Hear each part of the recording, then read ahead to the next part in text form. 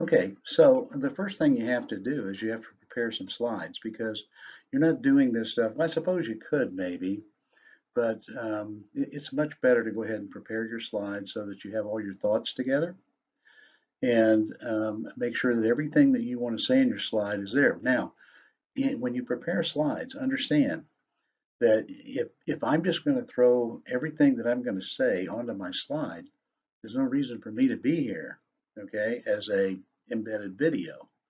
So I have to be adding to the information, the content that is already on the slide.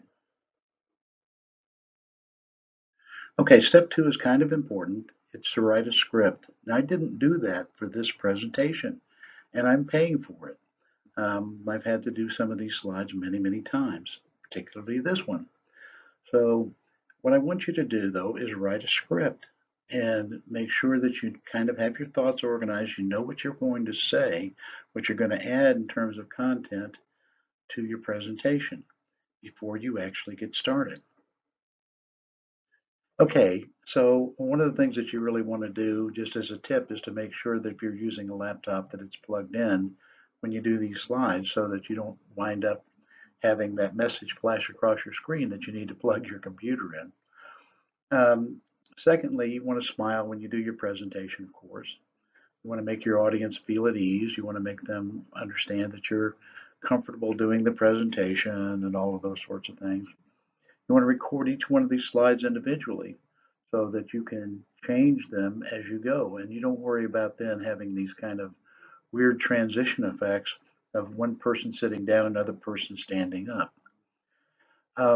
You also want to save these as you go so that if you should happen to lose something along the way, you only lose up to that last save.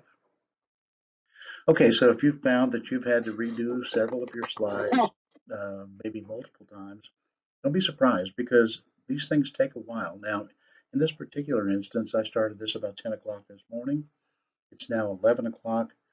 I've spent about an hour on it, which is about 45 minutes more than I had hoped to spend on it. But I tend to be a little bit of a perfectionist sometimes and go back and redo things that I probably don't need to, especially for this kind of quick and dirty presentation. What I want you to do, though, is make sure that you review your work. Check each one of your slides, make sure that you haven't provided incorrect, inaccurate information or that there aren't spelling errors on your slide. Nothing worse than having a spelling error on your slide because then it makes you look careless, okay? So you don't want to do that. But make sure you've carefully reviewed it and then you should be ready for your upload. Okay, so I said that everyone should load everything up into YouTube, but an alternative is just to load it up into your Google Drive and send the shareable link. What you want to make absolutely certain of is that you have tested this thing so that when you download it and you're ready to play it for the class, you don't have any kind of problems.